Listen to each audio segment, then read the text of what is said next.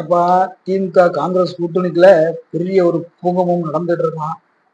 திமுக ஓப்பனாவே சொன்னாச்சு, போன திருப்பு 22 தந்தேன், இப்போ 25 சீட்டு தான் தருவேன், இருக்குன்னா இருங்க இல்லைன்னா போங்க அப்படின்ட்டு மேலிட பொறுப்பாளர் ராஜகோபால் அவரிடம் சொல்லிட்டாப்லையா. உடனே படபடத்து போன காங்கிரஸ் டைமு அம்மையார் கனிமொழி அம்மையாரும் இப்படி பார்த்துருக்காப்புல. அந்த அம்மையாரும் பிடி கொடுத்து ஒன்றும் பேசலையா. ஒட்டு மொத்தத்தில் ஒரு பெரிய ஒரு விரிசல் வந்ததாக கேள்விப்படுறாப்புல. அதே அதே நேரத்தில் தாவேக்கா கூட கூட்டணி பேச்சுவார்த்தைகள் நடந்துகிட்டு இருக்கு அப்படின்ட்டு மறைமுகமா திரு சிவசங்கர் அவர்களும் சொல்றாப்புல. ஒரு ஆத ஒரிஜினல் மீட்டிங்ல காங்கிரஸோட தலைவர் ஒரு ஆளும் அந்த அங்க இருந்ததாகவும் கேள்விப்படுது. அதே மாதிரி காங்கிரஸ் இந்த தாவேக்காவோட மீட்டிங்ல நம்ம லாட்டரி மாற்று மருமகன் அவரு சொந்திருக்காப்புல. எப்ப தமிழகத்துல 2 சிங்க தலைவர்கள் தான், ஒண்ணு விஜய் அவர்கள், ஒண்ணு ராகுல்ஜி அவர்கள் அப்படின்ட்டு எங்களுடைய கூட்டணி பேச்சுவார்த்தைகள் தொடர்ந்து கொண்டுதான் இருக்குது அப்படின்ட்டு சொன்னிருக்காப்புலாம். ரெண்டாவது ரெண்டாவது இந்த பேச்சுவார்த்தை நடந்துட்டு இருக்கிறது திமுக தலைமைக்கு பயங்கர ஒரு கோபத்துல இருக்கான். நீங்க எங்க கூட்டணிக்குள்ளே இருந்துகிட்டு என்ன காரணத்துக்காக நீங்க தாவேக்கா கூட கூட்டணி பற்றி பேச போனீங்க அப்படிங்கிற ஒரு கடுமையான கோபத்துல நீங்க போனா போங்க அப்படிங்கிறதே தலைமை சொல்லிட்டாப்லையாம். ரெண்டாவது டிமாண்டு வந்து ஏற்றிட்டு இருக்காப்லையாம் காங்கிரஸ். அதுக்குன்னா ஆட்சியில பங்கு வேணும்பா, எங்களுக்கு குறைஞ்சது 35 சீட்டு வேணும், 2 எம்பி சீட்டு வேணும் அப்படின்னு கேட்கறான். 2 எம்பி சீட்டு என்னப்பா கணக்கு அப்படின்னா, நம்ம மல்லிகார்ஜுன கார்கேக்கு பதவி காலம் முடிய போகுதான். அந்த முடிய போற அந்த பதவி காலம் வந்து அவருக்கு இப்போ வேற எங்கேயும் ஆப்ஷன் இல்லை. கர்நாடகால இருந்து செலக்ட் பண்றது அங்கேயும் இல்லை. அதனால இங்க இருந்தா செலக்ட் பண்ண போறாங்களாம். அதே மாதிரி கர்நாடகாவோட துணை அமைச்சர் அவரோட தம்பிக்கும் KT சிவகுமார் அவருக்கும் அவருடைய KT சிவகுமாரோட தம்பிக்கும் எம்பி பதவி கொடுக்கணுன்ற ரொம்ப நம்படியா இருக்காப்லாம். அதனால 2 எம்பி சீட் தந்தாதான் எங்க கட்சிக்குள்ள இருக்க பிரச்சனையை நாங்க தீர்க்க முடியும் அப்படின்ட்டு, அதனால தமிழ்நாட்டில் 2 எம்பியும் கேட்கிறாப்பலாம். இதுதான் இங்க ஒரு பெரிய பஞ்சாயத்தா ஓடிக்கிட்டு இருக்கு. 2 எம்பிலாம் தர முடியாது. ஏற்கனவே இங்க கூட இருக்க கூட்டணி கட்சிக்குள்ள ஏகப்பட்ட குழப்பங்கள் இருக்கு. புதுசா தேமுதிக வந்திருக்கு, அதுக்கு ஒரு எம்பி சீட் கொடுத்துருக்கு. அதனால சில உள்கட்சி கூட்டணிக்குள்ளேயே ஒரு சின்ன சலசலப்பு வந்திருக்கு. எப்பா இப்ப வந்த கூட்டணி கட்சிக்கு கொடுத்துருக்க, நாங்க இத்தனை வருஷமா கூடயே உங்க கூடயே கூட்டணி மாதிரி இருந்தோம், எங்களுக்கெல்லாம் ஒண்ணும் இல்லையா அப்படின்ட்டு விசிகாவும் விடுதலை சிறுத்தையும் வைகோவும் அப்படியே கொஞ்சம் கோபத்தை வெளியே காட்டியிருக்காப்லையாம். அதுவே ஒரு மண்டச்சிக்கல்ல இருக்கான். ஏன்னா இதுவரைக்கும் எந்த கட்சியுடையும் அதிகாரப்பூர்வமா கையெழுத்த திமுக தலைமையான ஸ்டாலின் யாரும் இதை வாங்கலையா. ஏன்னா முதல்ல இவனுடைய பிரச்சனையை முடிச்சுட்டு அடுத்த கட்ட வேலையில ஈடுபடும் அப்படின்ட்டு திமுக தரப்பு யோசிக்கிறான். அதுக்கு காரணம் என்னன்னு பாத்தீங்கன்னா, இவனை தான் வந்து குழப்பிட்டு பையனா தயவு செய்து போயிட்டான். அதே மாதிரி விஜயோட போய் சேர்த்தா ரொம்ப ஃப்ரீயா இருக்கும். எல்லா வருக புதுசியா கூட்டணி கட்சி வந்திருக்கிற கட்சிக்கு எல்லாருக்கும் ஃப்ரீயா கொடுத்துலாம், கூட வேணா ஒன்னுட்ட உள்ள சேர்த்துக்கலாம் அப்படின்னு கணக்கு போட்டுட்டு இருக்காங்களாம். எங்கேயும் தொலைய மாட்டேங்காங்க அப்படிங்கிற நிலைமையில திமுகவும், டேய் எங்களை நீ என்னடா நினைச்சுக்கிட்டு இருக்க, டேய் நாங்க எப்படிப்பட்ட ஆட்கள் உனக்கு தெரியாது, எங்களுடைய ஹிஸ்டரிய நீ நம்ம உத்தவ் தாக்கரேட்ட வந்து கேளு, எங்களுக்கு தெரியும், நாங்க தோத்தாலும் நீனும் தோக்கணும், தோல்வியுடைய ருசி உனக்கு காட்டிடுவோண்டா அப்படின்ட்டு ஒரு ஒரு கேம காங்கிரஸும் காட்டியிருக்கான்.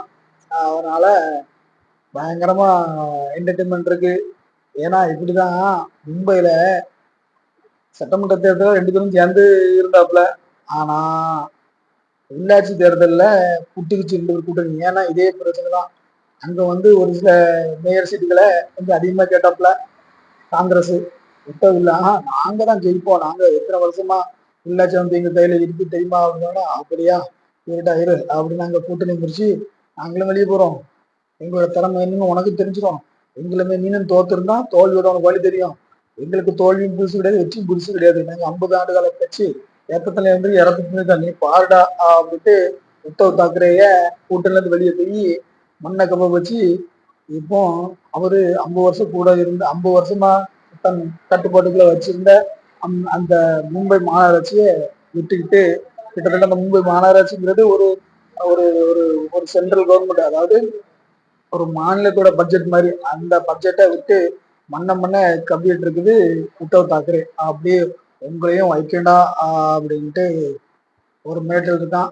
மொத்தத்துல இந்த விஷயத்துல ராகுல்ஜி அவர்களுக்கு ஒரு ஒரு ஒரு ஒரு கோபத்தை ஏற்படுத்திதான். எத்தனை எத்தனை வருஷமா நாங்க ஆண்ட கட்சி இவ்வளவு பவர்களை பார்த்திருப்போம், ஏற்றத்தரத்தில் இறங்கல பார்த்திருப்போம். நீ ஒரு கூட்டணியா இருக்கும்போது எங்களுக்கு இதெல்லாம் பண்ண மாட்டீங்களா அப்படின்ட்டு டைரக்டாவே ஒரு மன வருத்தம் இருக்கு. அதனாலதான் இது வரைக்கும் கூட்டணி சம்பந்தமா எந்த ஒரு விஷயத்தையும் ராகுல்ஜி அவர்கள் வெளியே சொல்லல அப்படின்னு சொல்றாப்ல. அதே மாதிரி இந்த விஷயத்த முதல்ல கொளுத்தி போட்டது வந்து தாவேக்கா தான் அப்படின்னு இடையிலே சொன்னாப்ல. நான் கொளுத்தி போட்ட வெடி எப்படி திமுக காங்கிரஸ் கூட்டணியில வெடிக்குது பாருங்க அப்படின்னு போட்டு விட்டாப்ல.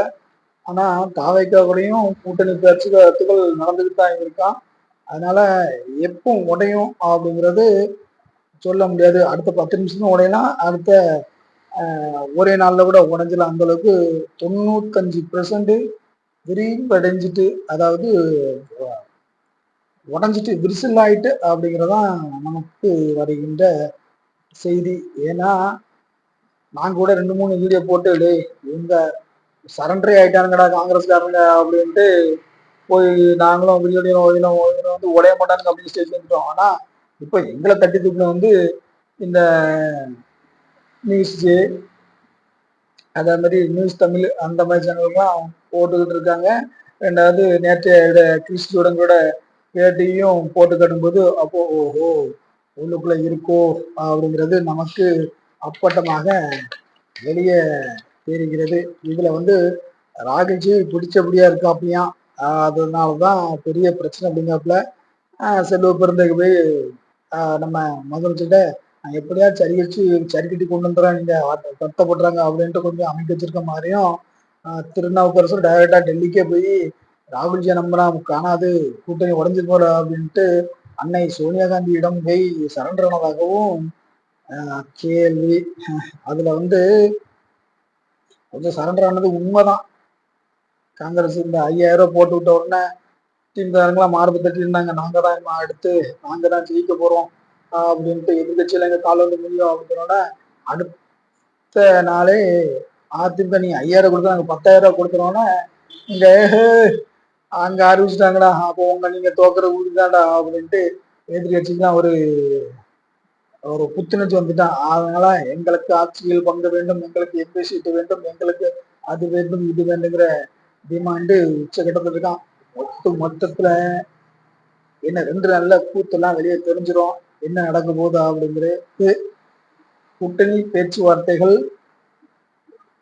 கிட்டத்தட்ட 99% உடைஞ்சு போயிட்டு அப்படிங்கிறது. இத்தனை நாள் வரைக்கும் என்ன பில்டப் பண்ணியிருந்தானுங்க, திமுக கூட்டணி அப்படி இப்படி அசைக்க முடியாத கூட்டணி அப்படின்ட்டு.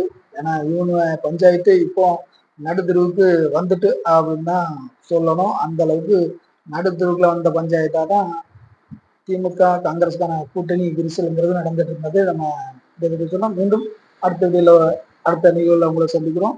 நம்ம சேனல்ல நீங்க இப்பதான் புதுசு அப்படின்னா கண்டிப்பா நமக்கு ஆதரவு கொடுங்க. நன்றி, வணக்கம்.